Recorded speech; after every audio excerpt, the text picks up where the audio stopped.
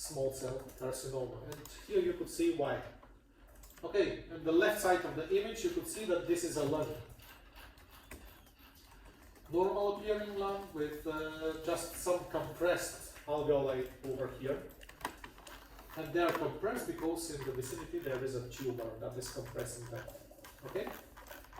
And when we go to that tumor, we will see that this tumor appears dark. Why does it appear dark? It appears dark because it has a very scanty cytoplasm, a very small amount of cytoplasm here.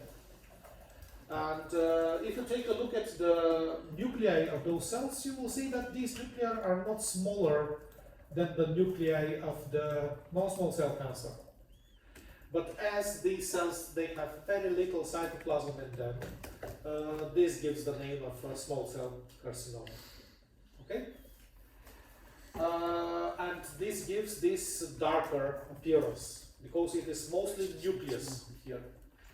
The nuclei, when they are close to each other, you could see that the shape of the nucleus is, in some cases, is conforming to the shape of the nucleus that is in the vicinity. Do you see, for example, here, in this case, that the nucleus has this strange shape? It is angulated. It is because here we have another nucleus that pushes that nucleus. And actually the shape of the nucleus is molding to the shape of the nucleus that is next to it. Okay? This is called the molding phenomenon. It is just, we have a nucleus here and the other one is getting this shape because the other one is pushing it. Okay?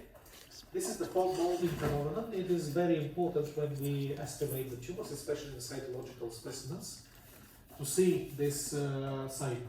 Also, you could see that even scanty, this cytoplasm is relatively dark and eosinophilic, because those cells they are derived from the neuroendocrine cells.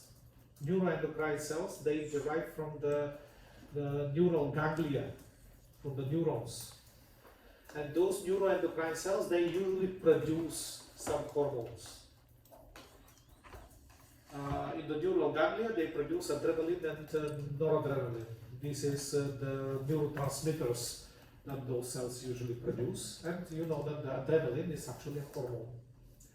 But they could be specialized to produce other hormones. Some of those neuroendocrine cells, they may produce insulin, for example, and the patients could have hypoglycemia because of that insulin production. Other hormones may produce some other hormones. And actually the symptoms of the disease could be related to this hormonal production. For example, if they produce adrenaline, there could be a high blood pressure in those patients with some flushes of the face that are related to this hormonal production. This is what is called paraneoplastic syndrome. Okay? So the paraneoplastic syndromes are typical for the small cell cancer. Another thing about this tumor is that it is very poorly differentiated. You see that the cells, they have very big nuclei, enormous nucleus cytoplasmic ratio, and in a lot of them we could find some mitotic figures, and in a lot of them we could find some necrosis. Maybe around here we could find, yes, areas with necrosis somewhere. I will zoom out to see, yes. You could see here these areas with necrosis of the tumor. Do you see them? And that tumor is very easily spread because it is aggressive. Very soon it reaches the blood vessels and it is spread even if it is very small. The non-small cell cancers, they usually grow big before they give metastasis, and the small cell cancer, usually the diagnosis is put on the metastasis. You don't know that the patient has a tumor. Okay, and when they make a PET scan, they see a small tumor in the lung somewhere that doesn't give symptoms, and the first symptoms are given by the metastasis. For example, metastatic fractures of bones or metastasis somewhere else in the body. Okay? So they are very aggressive, easily give metastasis, and usually at the time of the diagnosis, the patient has multiple metastases. Why do we differentiate small cell cancer and non-small cell cancers in different groups? Because usually the treatment is different. Small cell cancer is, even if it is very small, it doesn't undergo surgery. It is inoperable because it is considered that it also has metastasis, already has metastasis, and so the surgery is not an option. It is treated with chemotherapy. The chemotherapy has relatively good effect because the tumor is wildly proliferating, and you know the chemotherapeutics, they kill proliferating cells.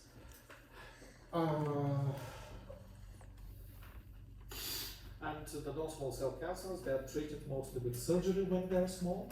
When they are big, there are other treatments for that.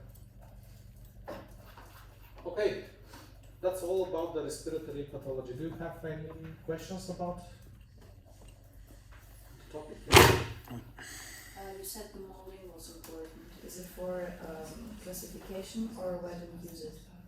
Well, the molding is important morphological side to put the diagnosis of. Just to differentiate that this is small. Differentiate that this is a small cell cancer. So what do we use? This molding phenomenon.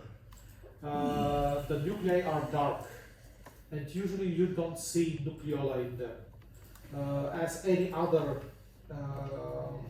neuroendocrine cell, the nuclear chromatin is granulated, but it doesn't make nucleoli. It's another sign that differentiates small cell from non-small cell cancers, which usually have big, well-found nucleoli. Okay, here nucleoli are not easy to find. So this dispersed chromatin, this nuclear pleomorphism, high nuclear cytoplasmic ratio, high mitotic index, high rate of necrosis there gives this aggressive behavior of the tumor. Okay. And the paraneoplastic syndrome as well. Okay, let's go to the